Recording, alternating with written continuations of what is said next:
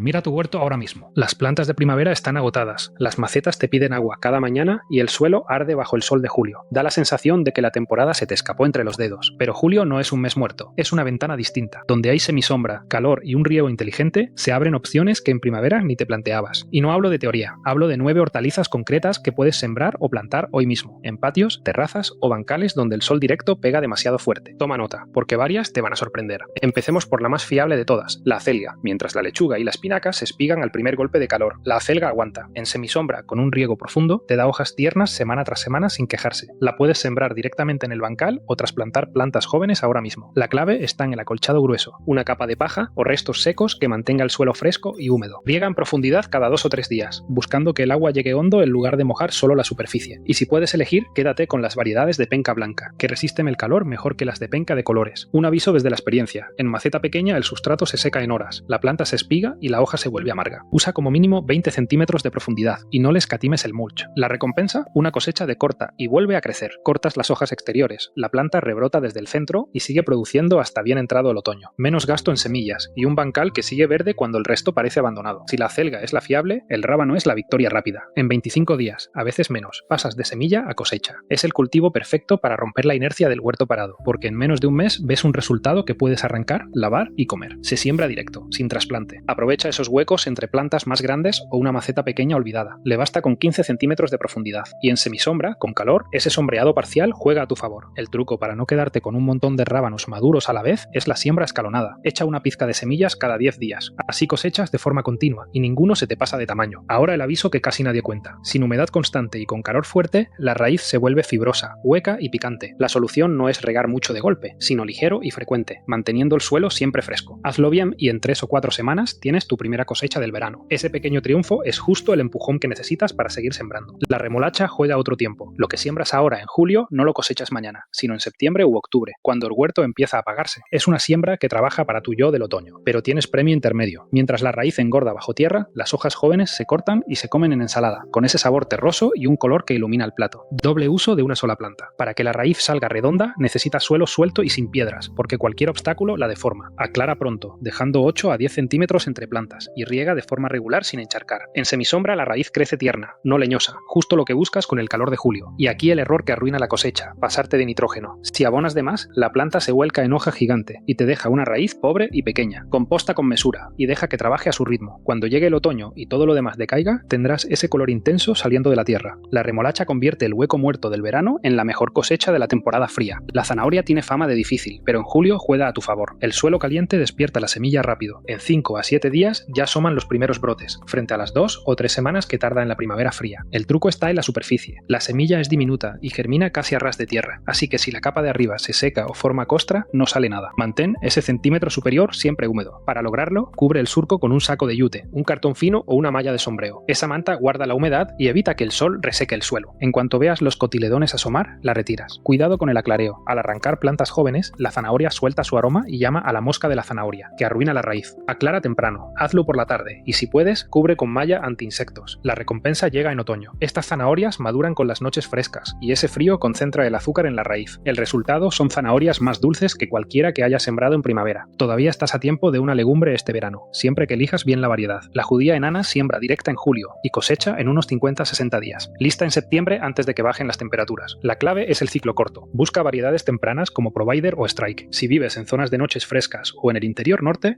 las de ciclo medio no maduran a tiempo, así que descártalas sin dudarlo. Sé generoso con la siembra en tandas, una en julio y otra a mediados de agosto en zonas cálidas. Así escalonas la cosecha y aseguras vainas aunque una tanda falle. El riego tiene su momento, no la ahogues al principio. El agua se vuelve crítica cuando la planta forma flores y empieza a llenar las vainas. Antes de eso, mantén el suelo apenas húmedo y deja que la raíz busque en profundidad. La judía enana no necesita tutor, ocupa poco espacio y trabaja para ti bajo tierra. Sus raíces fijan nitrógeno y mejoran el suelo para el cultivo que venga después. Al final tendrás vainas frescas recién recogidas, esas que crujen al partirlas y no se parecen en nada a las del supermercado. El pepino es tentador en julio, pero solo funciona si tu clima acompaña. Sirve como segunda tanda cuando las plantas de mayo ya están agotadas y dejan de dar. A estas alturas, olvídate de la siembra directa. Trasplanta plantel joven, ya crecido y listo para arrancar. Ponle un tutor vertical desde el principio. La planta trepa, ocupa poco suelo y los pepinos cuelgan limpios sin tocar la tierra. Riega de forma regular, siempre a la base y sin mojar las hojas, porque la humedad en el follaje invita al hongo. Cosecha con frecuencia, incluso cada 2 o 3 días. Cada pepino que recoge escoges empuja a la planta a formar el siguiente. Si dejas que uno madure de más, la producción se frena. Ahora, la advertencia honesta. Esto no es una apuesta segura. En interior seco o en zonas con noches por debajo de 15 grados, las flores caen y la planta se estanca sin darte nada. Necesita calor sostenido de día y de noche. Si tu clima cumple, la recompensa llega en septiembre. Pepinos frescos y crujientes cuando los del vecino ya se han acabado. Tu calabacín de mayo llega a julio hecho un desastre. Hojas blancas de oidío, tallos largos y una producción que baja cada semana. Forzar esa planta agotada no compensa. Arráncala y empieza una tanda limpia con plantel fresco. Prepara el suelo antes de trasplantar. Enriquécelo con compost, porque el calabacín es voraz y necesita alimento constante para crecer rápido en pleno verano. El espacio es lo que marca la diferencia. Deja como mínimo 80 centímetros entre plantas. Esa separación permite que el aire circule entre las hojas, y ese aire es tu mejor defensa contra el hongo que arruinó la tanda anterior. Riega siempre a la base, nunca sobre las hojas. La humedad en el follaje es justo lo que despierta al oidio, y desde el primer síntoma, esa mancha blanca que parece polvo, retira la hoja afectada sin dudar. Cortas la infección antes de que se extienda. Retira también los frutos pequeños que se queden atrás. Cada uno que dejas madurar de más consume energía que la planta joven necesita para establecerse.